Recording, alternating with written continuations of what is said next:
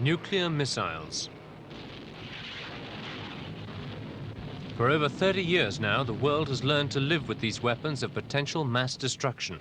Today, the international arsenal of nuclear weapons is big enough to reduce the planet to ashes in an instant. And many people feel the United States and the Soviet Union have recently moved back to the Cold War stance of the 1950s and 1960s, pushing the world closer to nuclear disaster. But because of worldwide public pressure, the superpowers are being forced to think again, to seek conciliation. Recently, President Reagan made sweeping proposals to curb the arms race in Europe. The United States is prepared to cancel its deployment of Pershing II and ground-launched missiles if the Soviets will dismantle their SS-20, SS-4, and SS-5 missiles. This would be an historic step. With Soviet agreement, we could together substantially reduce the dread threat of nuclear war which hangs over the people of Europe. This, like the first footstep on the moon, would be a giant step for mankind. Today, I have outlined the kinds of bold, equitable proposals which the world expects of us. But we cannot reduce arms unilaterally. Success can only come if the Soviet Union will share our commitment, if it will demonstrate that its often repeated professions of concern for peace will be matched by positive action.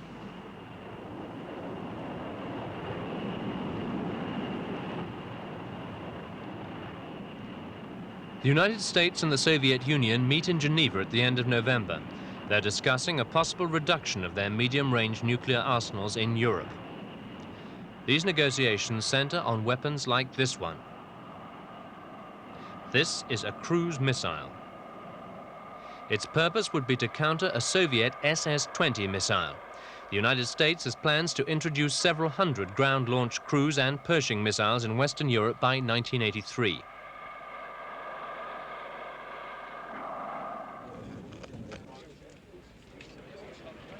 The last time both sides reached an agreement on nuclear weapons was in 1978.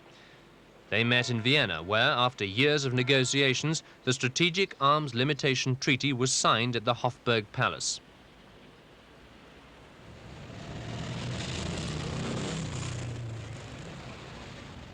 It was the administration of President Jimmy Carter that finally reached agreement on the SALT II proposals with the Soviet leader Leonid Brezhnev. Both had come to Vienna in a spirit of détente, which was to be enshrined in the treaty.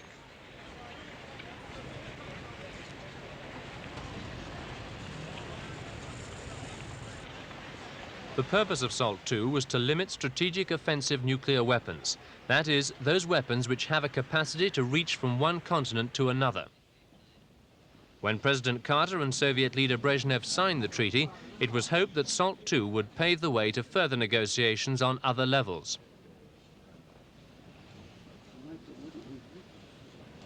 But to be binding in the United States, the treaty had to be ratified by the whole of the US Senate, and the treaty encountered considerable opposition.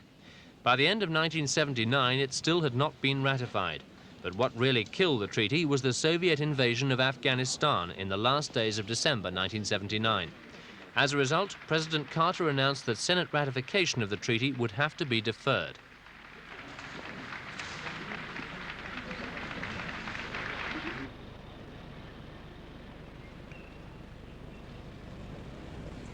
In the end, the US Senate never ratified the SALT II agreement. And in 1980, hopes of further progress receded as the Soviets became more involved in Afghanistan.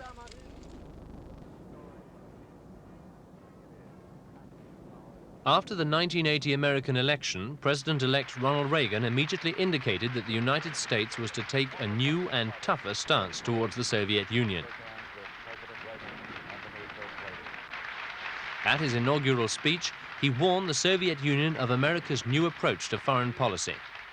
As for the enemies of freedom, those who are potential adversaries, they will be reminded that peace is the highest aspiration of the American people.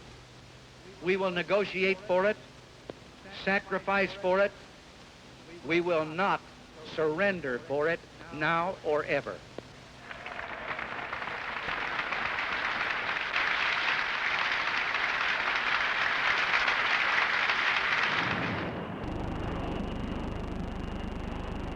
Two things allegedly helped Reagan to the White House: his promises to cut taxes and to reassert American strength abroad.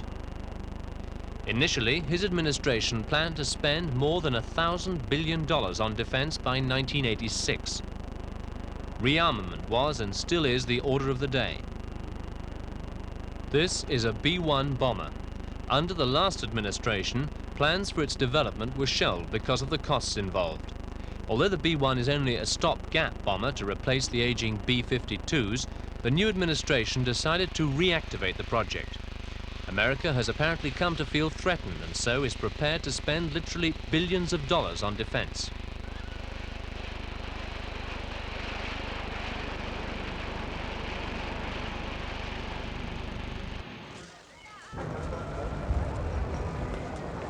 But the United States does not want to stand or spend alone. In 1979, the countries of the NATO alliance had decided to increase their defense spending by 3% a year. But because of the international economic recession, this pledge has not been kept. In fact, defense spending by the NATO nations has remained either at the same level or even been cut back, except in the United States. The must be, I think, by now in your hand. Is my assumption right? Another problem for the alliance is the implementation of another decision taken in 1979, namely to deploy US medium-range nuclear weapons on European soil. NATO countries are now divided over this decision. In 1979, the agreement was for a deploy and negotiate approach. But the hardline stand taken in Washington has caused some concern in European capitals. Belgium and the Netherlands have postponed their acceptance of crews, and the pressure on the United States to negotiate with the Soviet Union has been growing. The primary aims. I hope that we will strengthen the theater nuclear forces as has been planned. It's proceeding on schedule, and I hope that we'll keep all of the commitments made in the December 1979 agreement. I think it's extremely essential that we do so. Some European NATO governments have been under a lot of internal pressure to reject these missiles.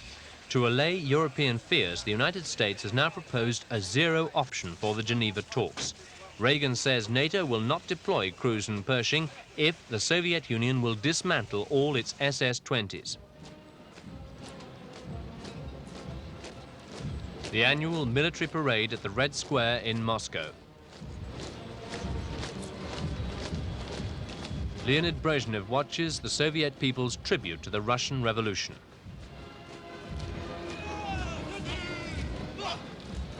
Each year, the Soviet Union demonstrates its military might at parades like this one. And it's this aspect of Soviet power which worries the West most.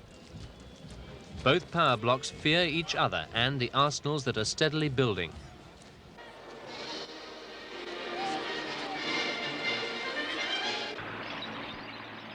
This is how the Western Alliance believes the Soviet Union might attempt to interfere in Europe. A massive and sudden thrust forward by Soviet conventional forces.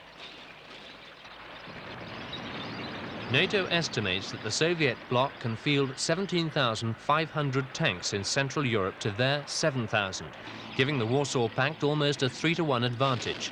In both man and firepower, NATO believes itself to be inferior.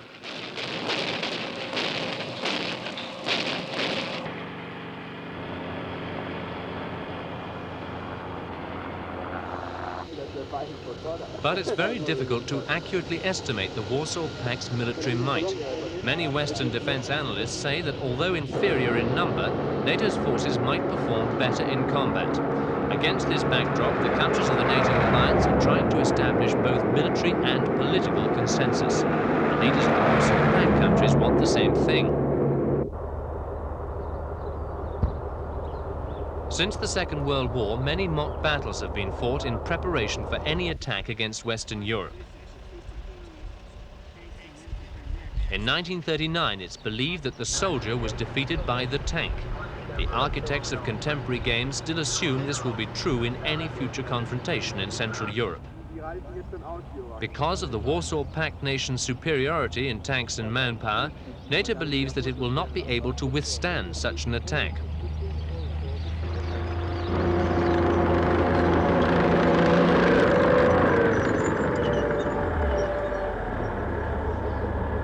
NATO strategy reserves the right to use battlefield nuclear shells to stop any Warsaw Pact breakthrough, should such a thing ever happen. This is the first step along the ladder of NATO strategy known as flexible response.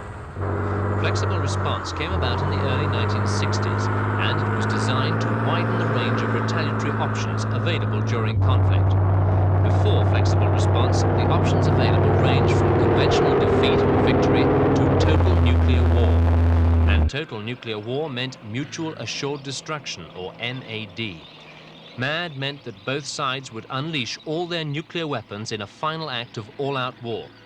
The potential destructive capacity in the hands of both sides goes beyond nuclear missiles. Nuclear destruction may come from land, the air, or the sea, but it's the missiles which capture the imagination. Like prehistoric monsters, they roam the countryside, hidden from view. In an escalation of conflict, it's these intermediate-range nuclear weapons which would be used. The area of conflict would be widened to include civilian targets.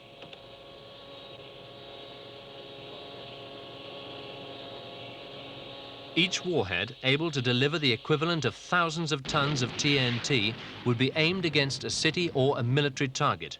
Once intermediate-range missiles had been used, it's quite possible that intercontinental nuclear missiles could be launched from their silos. The devastation could start with a simple nuclear warning shot on the battlefield. It could then go on to destroy cities and the populations across continents.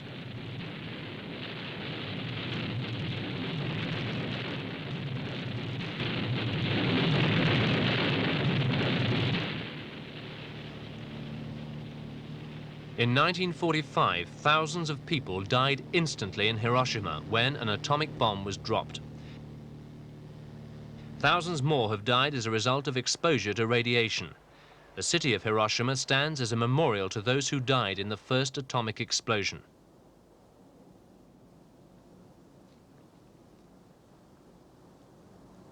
But Hiroshima has now been rebuilt and repopulated, as has Nagasaki, the other city visited by sudden death from a clear sky.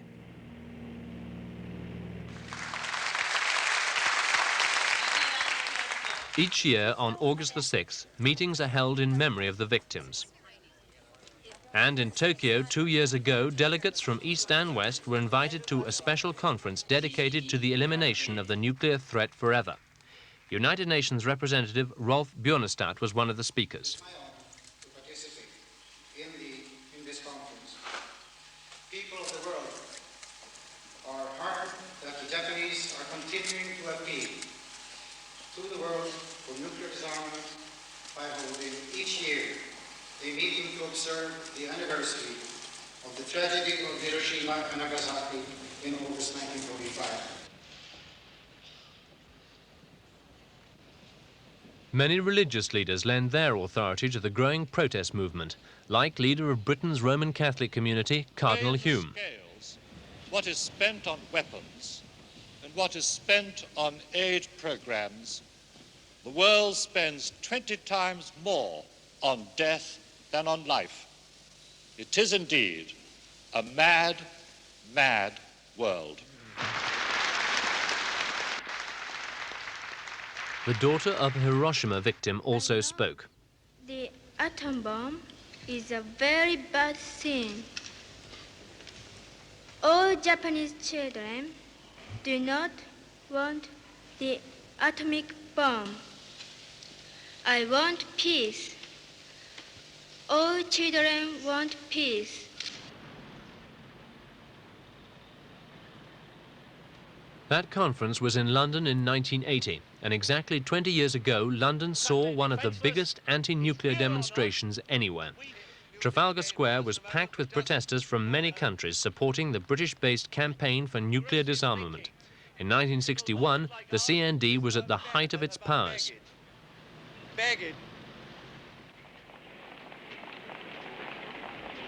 One of the burning issues at the time centered on the Conservative government's decision to equip British submarines with American-built Polaris missiles.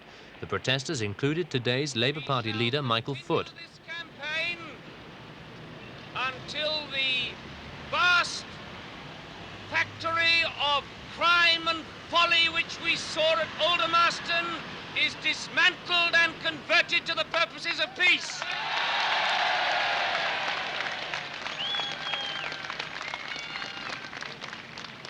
We shall continue this campaign until all the nuclear bases are cleansed from our soil, Wethersfield and all the others.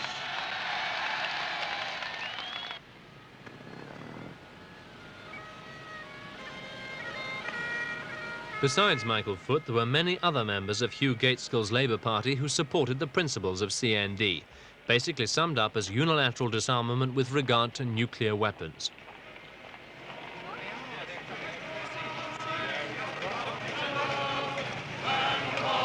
The CND story began in 1958 at Easter with a march from central London and other places to the secret nuclear testing centre at Aldermaston in Berkshire to the west of London. The appeal of the movement crossed the usual political boundaries. Mostly young people took part, wearing anoraks and sandals, but also mothers and fathers pushing babies in prams, members of parliament, professors, scientists, clergymen and trade unionists, teachers, nurses, philosophers. Aldermaston not only focused attention on the nuclear issue, it also established the march as a new vehicle of popular protest.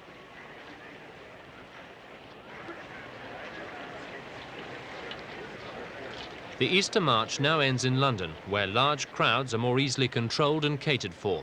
But the 1958 march led right to the gates of the Secret Research Centre.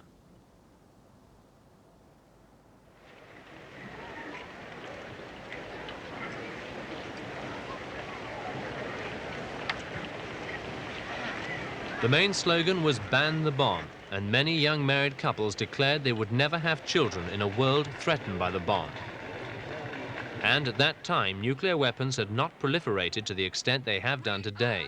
The governments of Britain, Russia and America to stop the testing, manufacture and storing of all nuclear weapons immediately.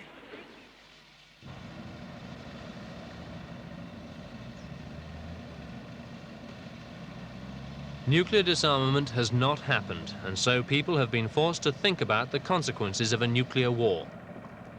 The cover was still on at the end. Another industry has been spawned, underground nuclear shelters designed to protect the population from the force of a bomb blast, including, of course, government leaders, the armed forces and members of essential services like the police and firemen.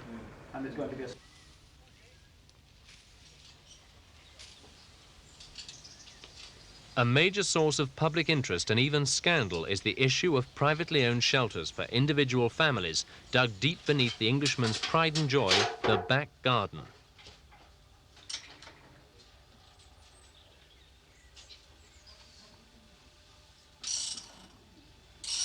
In the last few years, several small British firms have been constructing and selling what they claim to be bomb-proof underground shelters.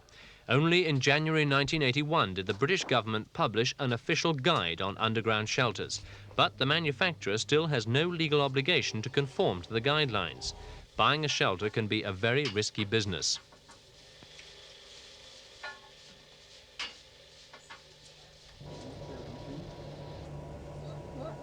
Increasing numbers of families with cash to spare are buying shelters like this, which cost an average between $10,000 and $15,000. Anything cheaper is considered to be a waste of money and a bad investment if the worst should happen. It would cost you your life. An essential item is an efficient air filter system.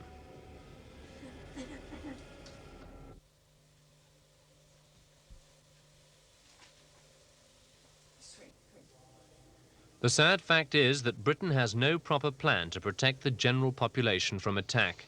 It would simply cost too much, is the official explanation. So it's left to the individual to decide. Would this cover save his life?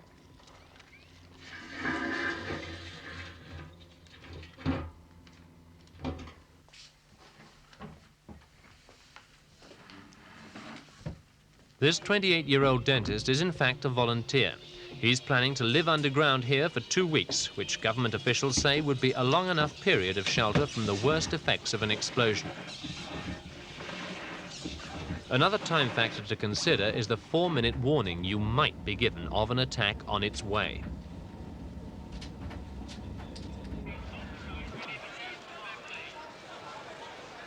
walking to the back of the march, please do so on the pavement. Can we have this road clear? Clear for assembly.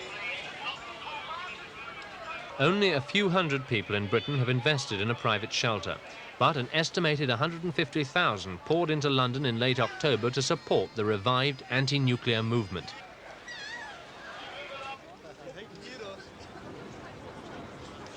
Banners reflect the concern that Europe could be the main battleground of any nuclear war. Recent and contradictory statements by President Reagan and his officials on this issue have done nothing to alleviate those fears. Nuclear disarmament is the only guarantee of survival, says a now somewhat older Michael Foot, leader of the parliamentary opposition. Translate these measures of nuclear disarmament into practical action, because it is only by disarmament that we can properly defend our people in this nuclear world. For Tony Benn.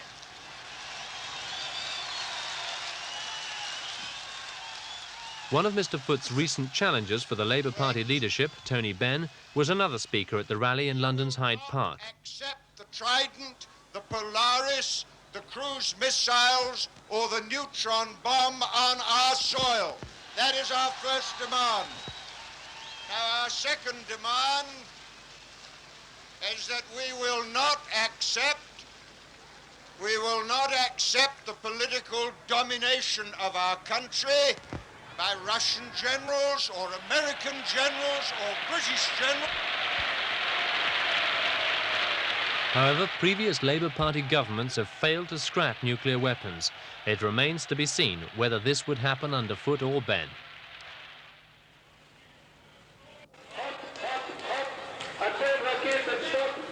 Now to the West German federal capital, Bonn.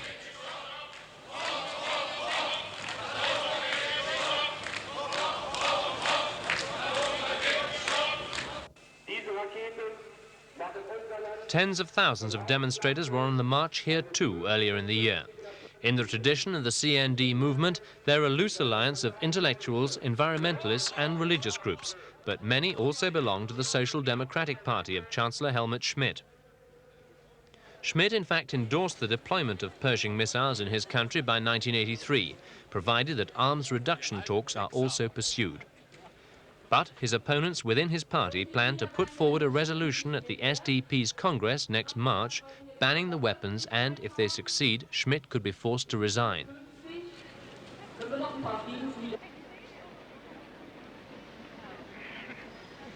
Another West European capital, Copenhagen.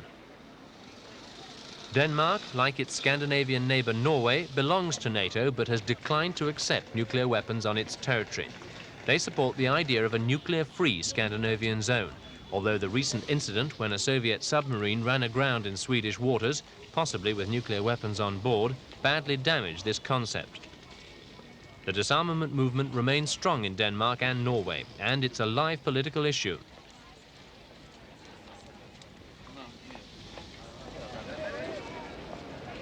In mid-November, Spain saw its biggest ever anti-nuclear rally. Spain is not yet a member of NATO, although the government plans to join next year. Spain would not be in the front line of an East-West battle in Europe either. But tens of thousands of Spaniards demonstrate that they believe in the new European nuclear disarmament movement, END, a logical successor to CND.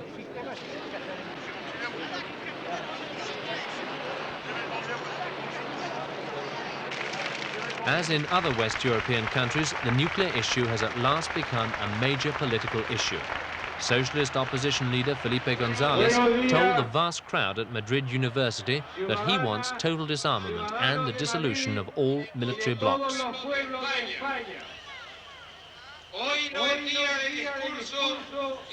The European disarmament movement, without a doubt, is now a political force that cannot be ignored.